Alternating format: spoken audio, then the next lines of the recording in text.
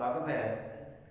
अपना टॉपिक चल रहा था दोस्तों मारवाड़ के राठौड़, और मारवाड़ के राठौड़ों में अपन राव सिया से लेकर के और राव जोधा तक पढ़ चुके।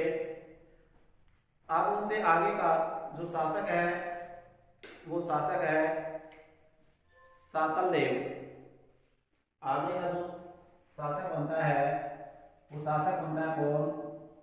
सातल देव। ये सातल देव राव जोधा का बेटा था, पुत्र था। बड़ा बेटा तो जोधा का था बीका। जोधा का जो बड़ा पुत्र था वो बड़ा पुत्र था राव बीका। लेकिन ये उत्तराधिकारी किसको बनाना चाहते हैं? सातल देव को। किसको? सातल देव को।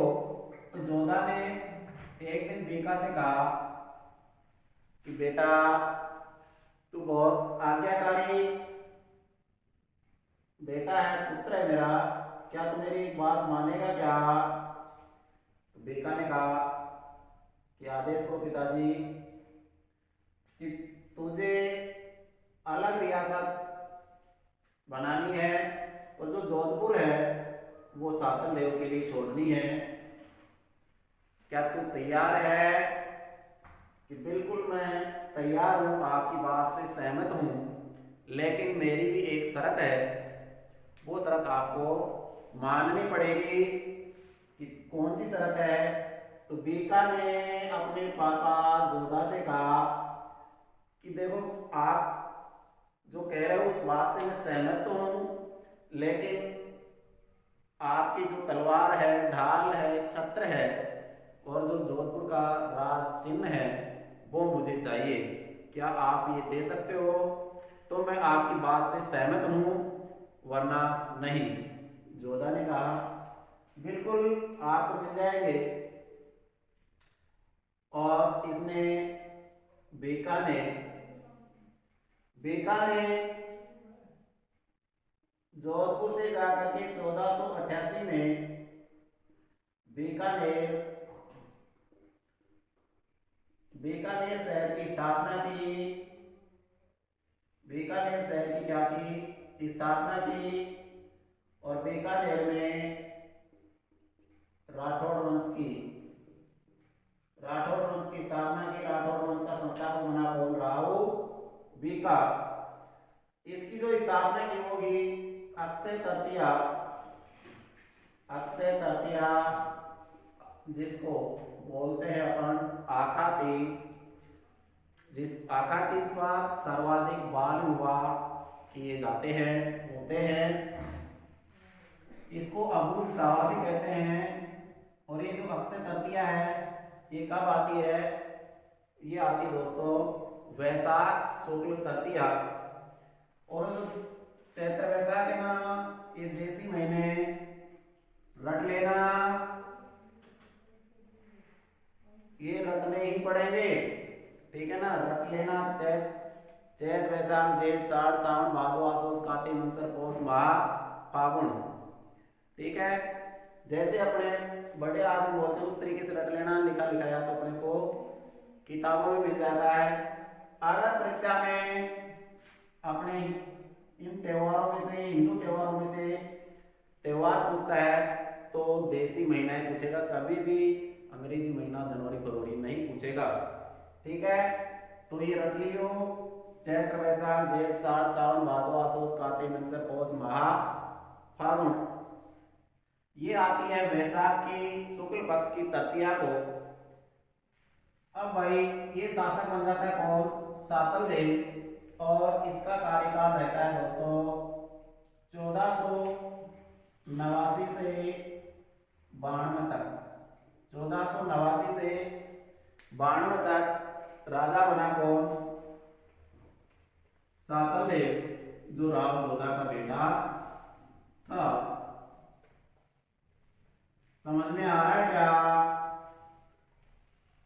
इसके शासक बनने के बाद इसने एक शहर बसाया सातलमेर, जैसलमेर में। कौन सा? सातलमेर। सातलमेर शहर बसाया। सातलमेर शहर बसाया। और कहां पर बसाया? जैसलमेर में। जैसलमेर। अजमेर का, इसके समकालीन अजमेर का एक सूबेदार था, उस सूबेदार का नाम है मल्लू खां। कौन? मल्लू खां। और मल्लू खां का सेनापति, मल्लू खां का सेनापति है, उस सेनापति का नाम है गुड़लो, गुड़ले खां। इसका एक सेनापति, उस सेनापति का नाम था गुड़ले खां। और इधर जोधपुर में एक जगह पड़ती है, उस जगह का नाम है पीपाड़। यहाँ पर इस पीपाड़ नामक स्थान पर 140 कुंवारी लड़कियां, कुंवारी कन्याएं पूजा कर रही थी। किसकी? गणगौर की। किसकी कर रही थी? गणगौर की। और गणगौर कब आती है? गणगौर आती है कब? चैत्र की शुक्ल पक्ष की तृतीया को गणगौर आती है। इधर से एक घोड़े का गुजर रहा था, जा रहा था, तो इसकी निगाह इन लड़कियों पर पड़ी और इसने इन लड़कियों का क्या कर लिया? अपहरण कर लिया, किडनैप कर लिया। और किडनैप करके कहां ले आया? अजमेर। कहां ले आया? 140 लड़कियों का किडनैप करके, अपहरण करके कहां ले आया? अजमेर। इधर सूचना मिली यहां से सातलदेव को कि महाराज हो क्या है, गुड़ले खां 140 लड़कियों का अपहरण करके ले गया। तो अब सातलदेव जी यहां से सेना लेकर के चलते हैं और जाकर के इस पर आक्रमण करते हैं।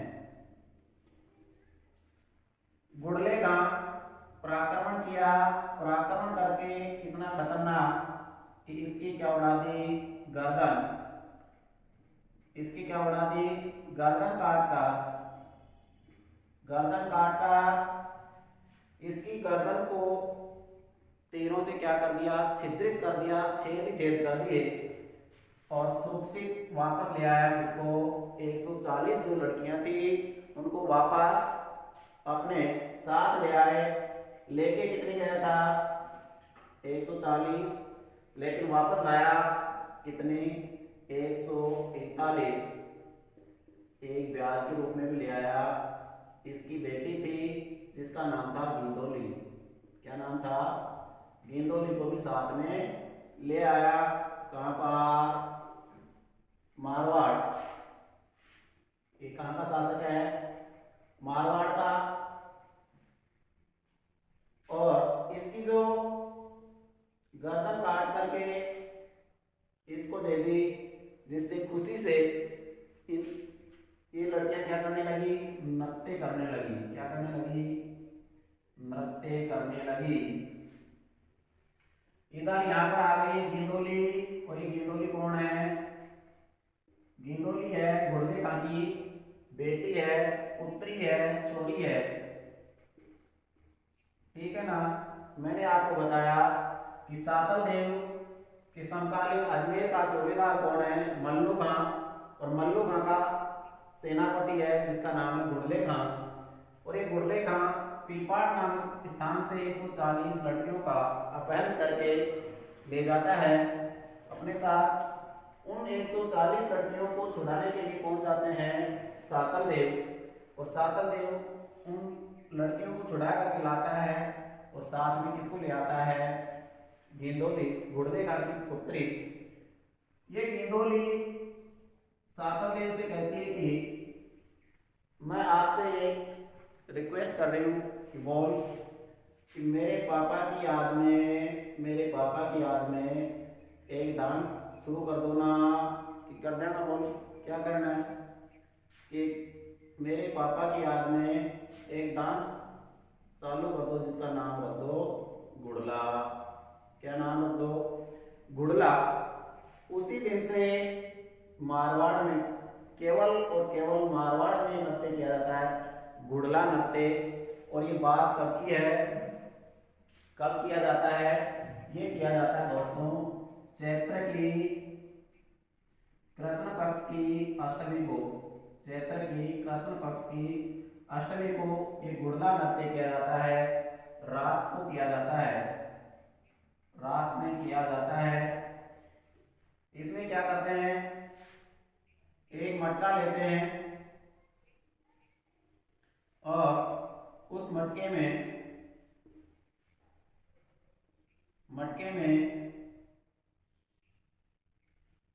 एक दीपक जोड़ देते हैं और उसके छेद कर देते हैं। जिस प्रकार से उसकी गर्दन में छेद थे उसी प्रकार मटके में भी छेद कर देते हैं और फिर ये डांस किया जाता है। कौन सा? गुड़ला नृत्य किया जाता है। और इस गुड़ला नृत्य को जो संरक्षण दिया वो किसने दिया? एक संस्था है रूपायन संस्थान। कौन सी? रूपायन संस्थान। और रूपायन संस्थान बोरुंदा, रूपायन संस्थान बोरुंदा में। और ये जो है जगह वो है जोधपुर में। संरक्षण दे रखा है। क्या दे रखा है? संरक्षण दे रखा है। और जिस व्यक्ति ने दिया उस व्यक्ति का नाम है दोस्तों कोमल कोठारी। कौन है? कोमल कोठारी ने इसको क्या दे रखा है? संरक्षण दे रखा है। तो आपको ये बात समझ में आ गई होगी कि गुड़ला नृत्य किसकी याद में किया जाता है? गुड़ले का। और कब किया जाता है? चैत्र में कृष्ण पक्ष की अष्टमी को। समझ में आई क्या? आई हो तो कमेंट में लिखे यस। और 1492 में सातल देव की क्या हो जाती है? मृत्यु हो जाती है। और सातल देव की एक पत्नी है, एक रानी है जिसका नाम है फूला भटियाणी। उसका क्या नाम है? फूला भटियाणी। और उस फूला भटियाणी ने जोधपुर में एक तालाब बनवाया। उस तालाब का नाम क्या रखा? फूलेलाव तालाब। फूलेलाव। और ये फूलेलाव तालाब किसने बनवाया था? सातल देव की पत्नी फूला भटियाणी ने। ठीक है ना? सातल देव की पत्नी थी फूला भटियाणी। उस फूला भटियाणी ने ये तालाब बनवाया। अब शासक बनता है सूजा। कौन बनता है? सूजा। और ये सूजा क्या हुआ? सूझ गया। सूजा सूझ गया। ये शासक बनता है 1492 से 1515 तक। ये कब से कब तक? 1492 से 1515 तक शासक रहता है सूजा। और इसके कार्यकाल में वीरम देव ने, किसने? वीरम देव ने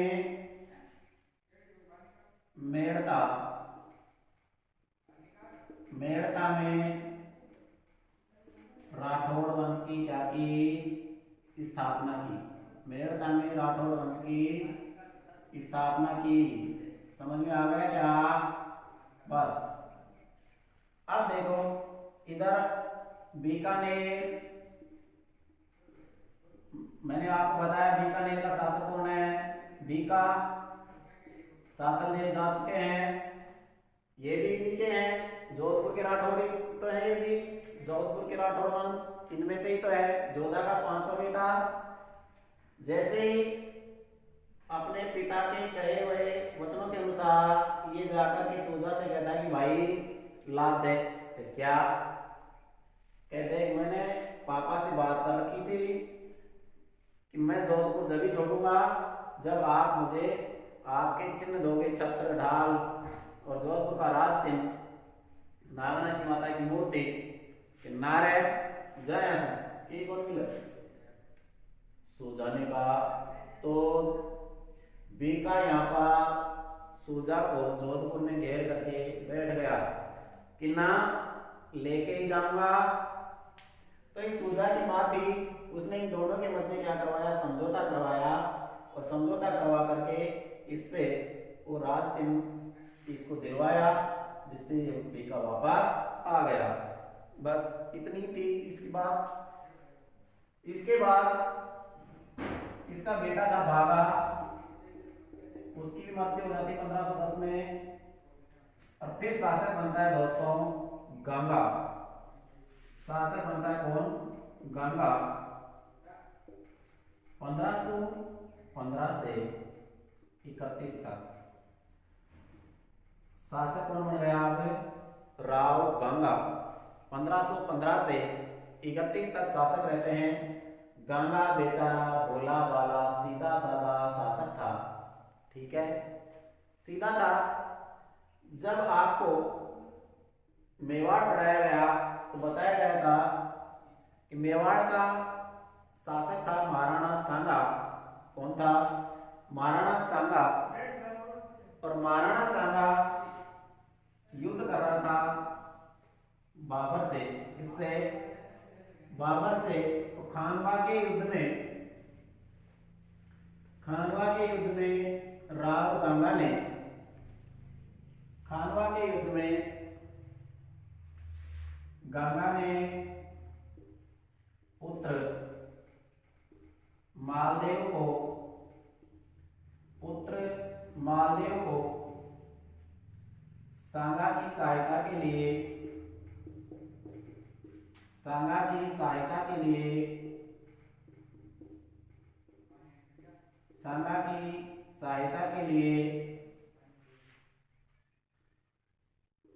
खानवा के युद्ध में भेजा।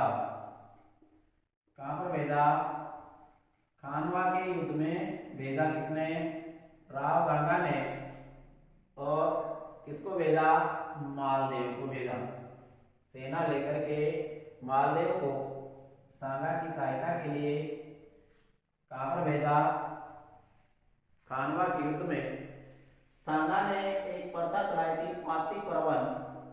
कौन सी, पाती पर्वन प्रथा के तहत ये सांगा की सहायता के लिए गया था। और इसने क्या करवाया, करवाता तो क्या बेचारा सीधा साधा था। इसने एक तो गंगला तालाब, गंगा बावड़ी, गंगा बावड़ी और गंग श्याम मंदिर, और क्या बनवाया, गंग श्याम मंदिर का निर्माण करवाया।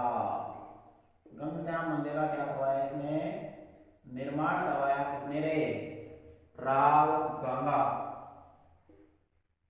और ये सीधा तो था लेकिन नशा फुल करता था। एक दिन ये राव गंगा अफीम खाकर और मजे से खिड़की में बैठा मजे ले रहा था। ठंडी हवा चल रही थी और झरोखे में बैठा आराम कर रहा था। तभी इसका बेटा आया मालदेव। बेटा कौन है, मालदेव।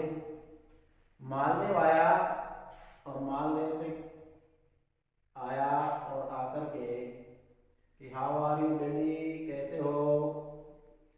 चरण स्पर्श करने के बहाने पापा जी के पैर पकड़ करके नीचे धक्का दे दिया, जिससे इस गंगा की क्या हो गई, मृत्यु हो गई।